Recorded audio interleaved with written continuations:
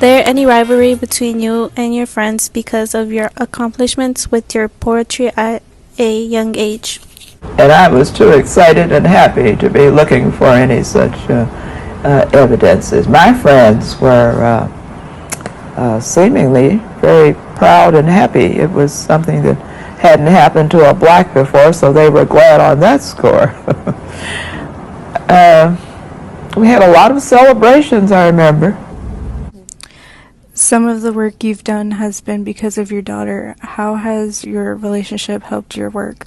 We are good friends, and we see many things alike. For instance, when she went to Paris, she went to France when she was about 15, And she, was that the time? Yeah, she came back with a natural. She had gone there with her hair all nicely curled and oiled and shining. And I expected her to come back in that way, but she came back with a natural. And we had it hot and heavy then, believe it or not.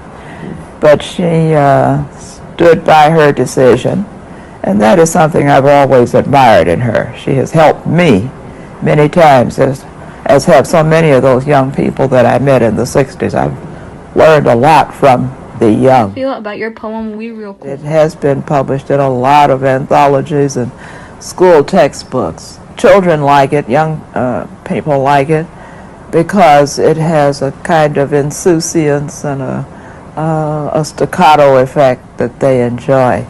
And I was really gratified when I read it and have talked about poetry at the Howard Woodson High School in Washington here.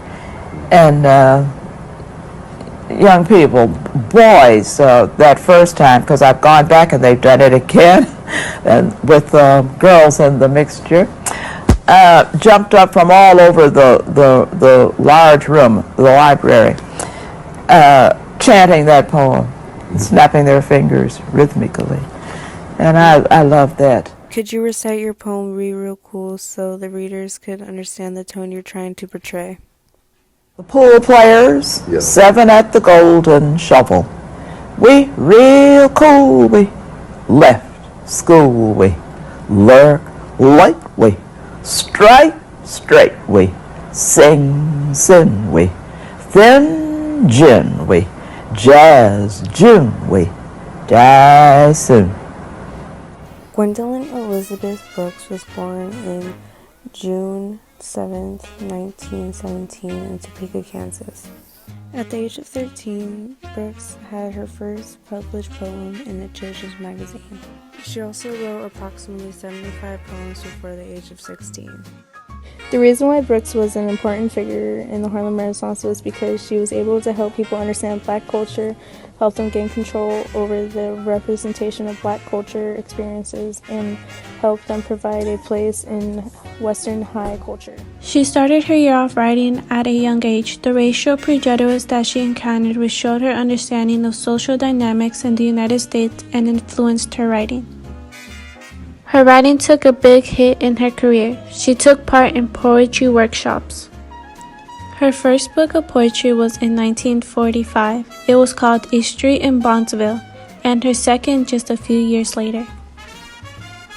She won the Putzler Prize for Annie Allen and was the first African American to win that award.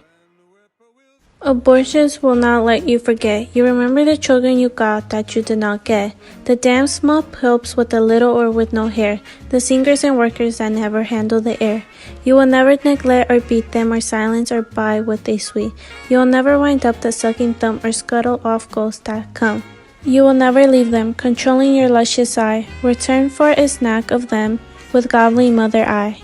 I have heard in the voices of the wind, the voices of my dimmed killed children. I have contracted. I have eased my dimmed tears at the breast that can never suck. I have said, sweets, if I sinned, if I seized your luck and your lives from your finished reach. If I stole your births and your names, your straight baby tears. And your games, your stilted or lovely loves, your tumults, your marriage, aches, and your deaths. If I had poisoned the beginnings of your breaths, believe that even in my deliberateness, I was not deliberate. Though why should I whine? Whine that the crime was other than mine, since anyhow you are dead. Or rather, or instead, you were never made. But that too, I am afraid, it's faulty. Oh, what shall I say? How is the truth to be said? You were born, you had a body, you died. It is just that you never giggled, or planned, or cried. Believe me, I loved you all. Believe me, I knew you through faintly, and I loved you all. The Mother was one of Gwendolyn Brooks' famous poems.